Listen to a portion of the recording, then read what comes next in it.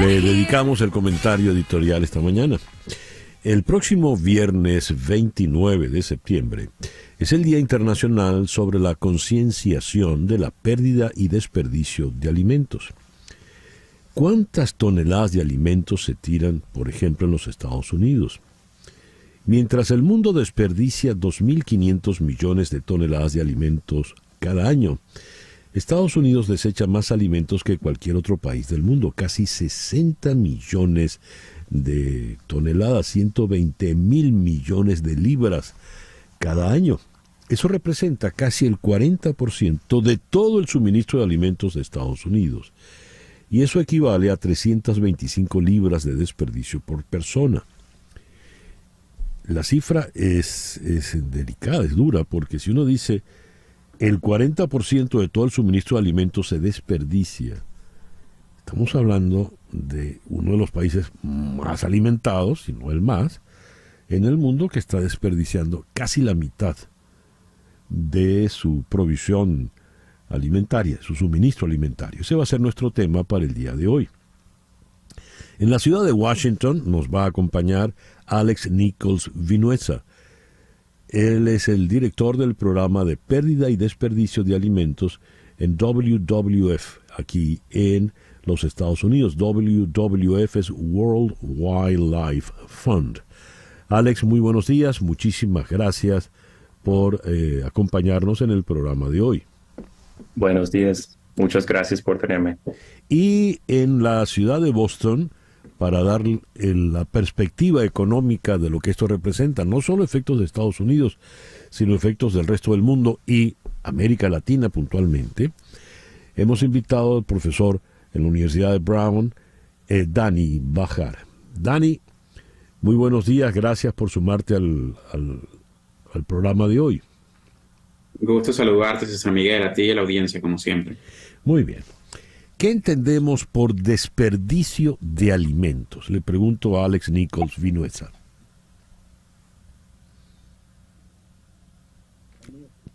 Alex, Mira, ajá, ahora sí te escuchamos. Adelante. sí. Nosotros, ¿por qué estamos desperdiciando? Fue la pregunta, para aclarar. No, para el concepto, ¿qué es desperdicio de alimentos? ¿Qué se entiende por desperdicio de alimentos? Esto es comida que producimos, pero que no consumimos. Cuando hablamos de pérdida versus desperdicio, pérdida es la comida que nosotros hemos producido a nivel de finca, o digamos cuando fabricamos comida, pero que luego nadie consume, o que va a los vertederos. Pero cuando hablamos de desperdicio, esa es comida que ya ha llegado a los supermercados, a los restaurantes, a nuestras casas, pero que luego no comemos. Estamos hablando de una pérdida de nutrientes, y algo para destacar ahí es que cuando nosotros desperdiciamos la comida, también desperdiciamos todo lo que utilizamos para producirla. El agua, fertilizante, mano de obra, energía. Y por eso es tan importante resolver este problema, esta ineficiencia a través de la cadena de suministro de alimentos, porque nuestra ONG está dedicada a tratar de resolver los problemas más preocupantes para la naturaleza. Y si nosotros miramos dónde estamos perdiendo hábitat para los animales, para la vida silvestre, estamos hablando del sistema de alimentos y agricultura más que nada. Entonces, esto es una oportunidad para reducir este problema. Alex, ¿por qué se desperdician los alimentos? Es una muy buena pregunta, y de verdad a mí me encantaría tener una respuesta fácil, pero es una combinación de razones. Cuando hablamos de nosotros aquí hablando de los consumidores, muchas veces es por confusión. Hablamos de las etiquetas de fecha o las fechas de vencimiento. Eso causa un 10% del desperdicio en este país, más o menos. Y si nosotros vamos a un supermercado típico, hay más de 50.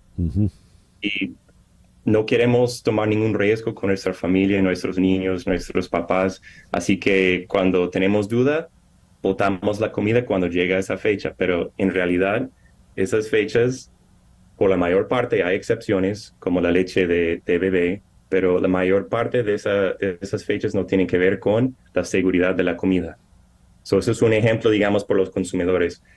Pero nos hemos acostumbrado como país, como economía, a sobreproducir y a aceptar esta ineficiencia.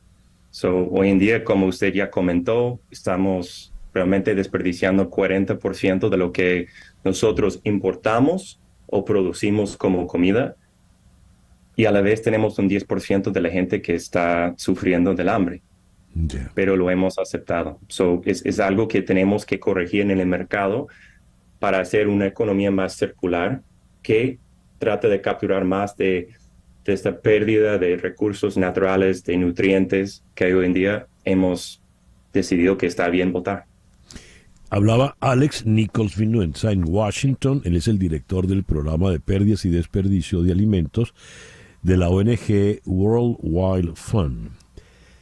Esto que él ha dicho tiene un impacto económico importante. Para entender ese impacto vamos a consultar en la ciudad de Boston al economista Dani Bahar, profesor en la Universidad de Brown. Dani, ¿qué impresión, qué lectura tienes de lo que nos ha dicho el amigo Alex Nichols Vinuenza? Bueno, es un tema triste y fascinante al mismo tiempo. Sí. Y obviamente tiene muchas implicaciones, más, no solo económicas, sino más allá de quizás de la vida misma, ¿no? Porque vivimos en un mundo donde quizás poco menos de 10% de la población mundial vive bajo la línea de pobreza, según el Banco Mundial. Entonces, gran parte de lo que define pobreza, una definición de pobreza aceptada, es las limitaciones al consumo.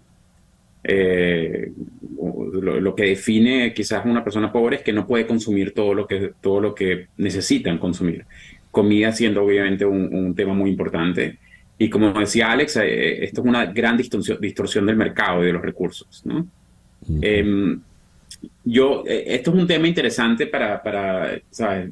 Discutir desde el punto de vista de los principios microeconómicos. No quiero aburrir a nadie, pero o sea, mi primera impresión de esto es que es un área donde no existen los mercados, ¿no?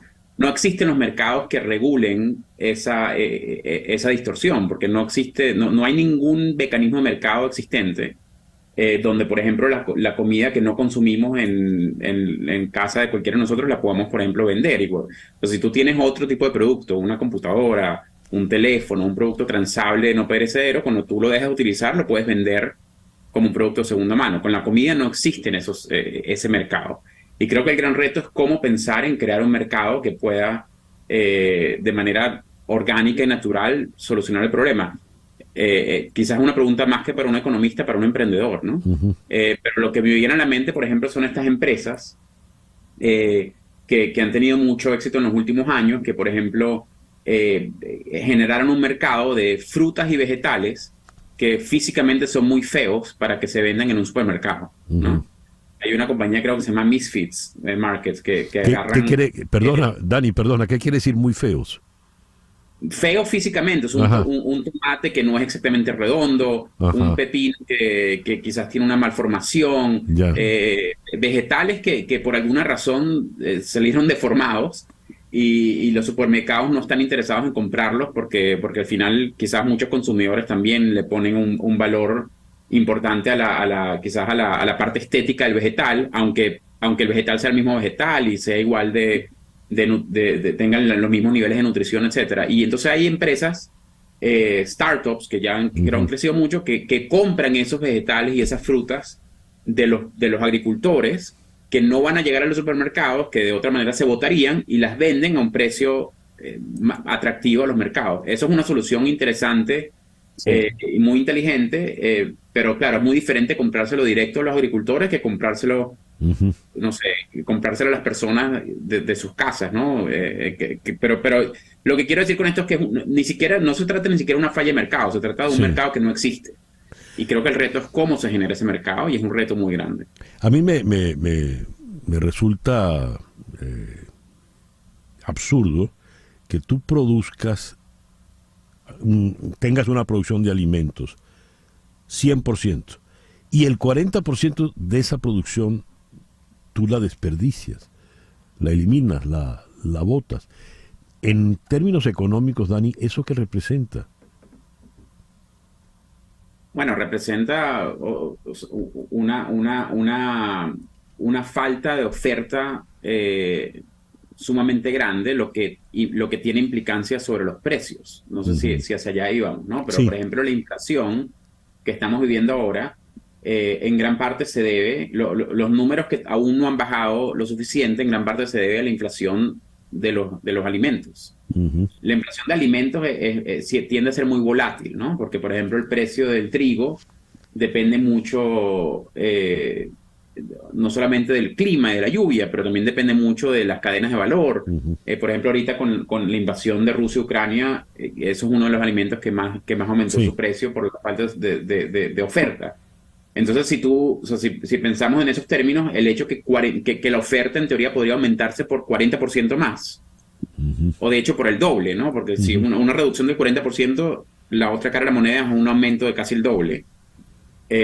Significaría que le podríamos dar mucho más estabilidad a los precios y por ende mucho más acceso a alimentación a personas que hoy en día quizás no puedan pagar. Ya. Ahora, en el caso de Estados Unidos, le pregunto a Alex, ¿cómo se puede resolver una situación tan discordante, tan absurda? No encuentro honestamente, Alex, el calificativo para desperdiciar el 40% de los alimentos que produce cuando el mundo se está muriendo de hambre, buena parte del mundo. Por favor. No, totalmente de acuerdo con ustedes dos. Hay que corregir esta externalidad, como en términos económicos, y hay varias, digamos, soluciones que quiero destacar. Primero, en términos de económicos, quiero decir que casi la familia en promedio aquí en los Estados Unidos gasta $2,000 al año en comida que luego no comen.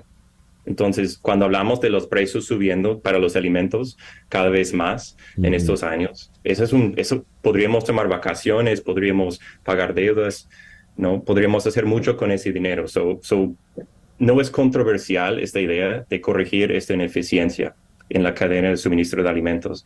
Ahora, tenemos que cambiar el hecho de que es muy barato y muy fácil en la gran mayoría de este país botar la comida, ¿no? Porque es la cosa, en términos de volumen, es la cosa principal que botamos a los vertederos, ¿no? Y eso causa metano también en cuanto a gases de efecto invernadero.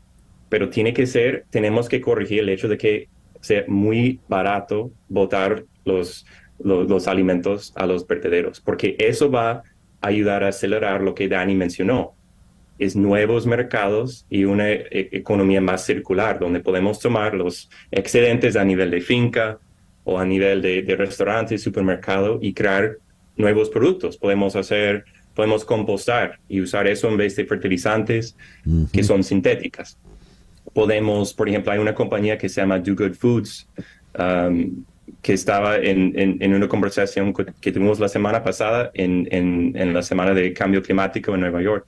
Y Do Good Foods está tomando todos los panes, los productos de la panadería de un supermercado que no se vende y otros tipos de comida también, y los están usando para alimentar a gallinas que luego venden otra vez al supermercado. Eso es un ejemplo de antes botaríamos esa comida a un vertedero, ¿no? Y hay muchos otros ejemplos que están empezando a iniciar, y eso es lo bueno. Quiero inspirar a la gente también porque la mentalidad está cambiando de que esto nunca debería ser basura. Eso es un recurso, esos son nutrientes, lo podemos reutilizar para nuevas cosas. Entonces yo creo que hay un papel para el gobierno federal que es ayudar a las ciudades, los estados, de tratar de cambiar ese incentivo negativo hoy en día de poner políticas que lo hacen más costoso tirar a vertederos, pero que también dan ayuda a los negocios o a estos nuevos modelos de negocio que van a recapturar esta pérdida de nutrientes. Eso es una cosa. Puedo seguir con más ejemplos, pero por ahora voy a hacer una pausa. Es que ya lamentablemente el tiempo se nos terminó, Alex. pero me imagino que debes tener muchos ejemplos. Para cerrar ya, solo te hago una pregunta breve, Dani. Según el Banco Mundial, la inflación de los precios de los alimentos sigue muy elevada, con especial incidencia en Venezuela, Líbano, Argentina, Turquía y Zimbabue. Imagínate tú, Argentina, que era el granero de la humanidad en algún momento. Venezuela, ¿por qué figura? Dani. Bueno, Venezuela siempre es muy difícil de explicar. Pero yo creo que una característica importante de todos esos países que mencionas son países que tienen muchas distorsiones en sus cadenas de valor, muchas distorsiones en las economías internas, y al final de cuentas eso genera, digamos, una incapacidad de poder ofertar todos los bienes que necesitan ser consumidos. Yeah. Y también tiene mucho que ver, en particular, quizás si, o sea, Rusia con Venezuela en particular es un socio de comercio importante, y quizás si mucha de la comida viene o sea, está siendo afectada por el tema de la invasión de Rusia a Ucrania, eso se verá reflejado también en los precios, obviamente, que ven los consumidores en Venezuela con respecto a comida. Es difícil explicar exactamente un punto, pero creo que hay muchos factores y creo que lo común es un poco lo mismo, ¿no? Economías que están distorsionadas, economías que tienen muchas restricciones al sector privado, que dependen mucho de importaciones y donde las importaciones tienen fluctuaciones importantes con el precio. Ya. Dani, muchísimas gracias por habernos acompañado en la mañana de hoy. Dani Bajar, profesor en Brown desde Boston, y muchísimas gracias en Washington a Alex Nichols Vinuesa, quien es el director del programa de pérdida y desperdicio de la ONG World Wildlife Fund. Gracias, Alex. Gracias, Dani. Hasta luego. Muchísimas gracias. El reloj indica 10:22 de la mañana. Una pequeña pausa y ya regresamos en Conexión Radio por Éxito 107.1 FM. Continuamos en breve con César Miguel Rondón en Conexión Radio por Éxitos 107.1 FM.